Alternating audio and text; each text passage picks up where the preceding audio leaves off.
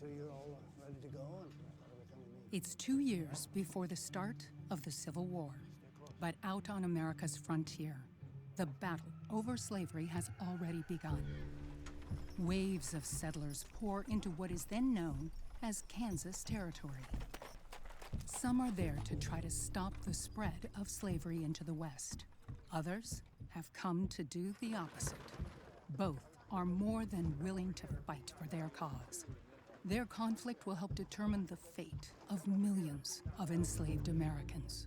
The slavery issue, that issue came to a head here, and it was like lighting a powder keg.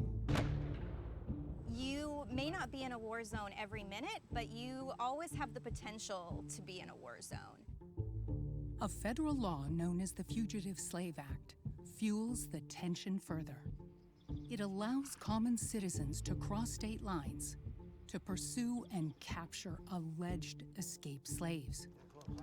Whether they are free or not, these African Americans have no recourse to plead their case or go before a jury.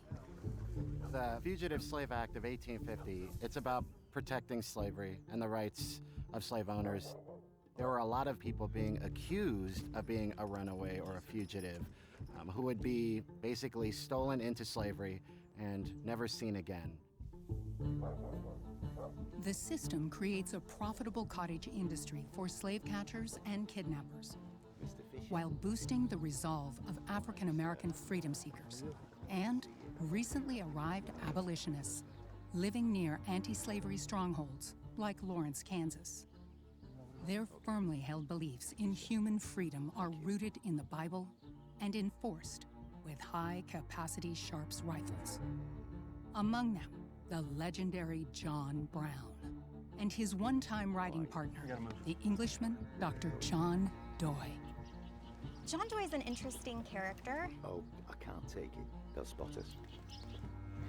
Be safe. I will. He comes out to Kansas with his family in 1854. Be careful. And his hope is to make Kansas a free territory.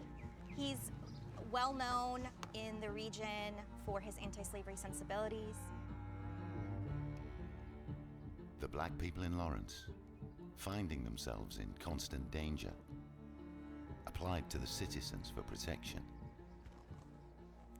I complied with this request and agreed to undertake the trip with my own wagon and horse, to be driven by my eldest son, Charles. Our entire party numbered 16. Their party includes 13 African Americans, each of whom Doy alleges is free.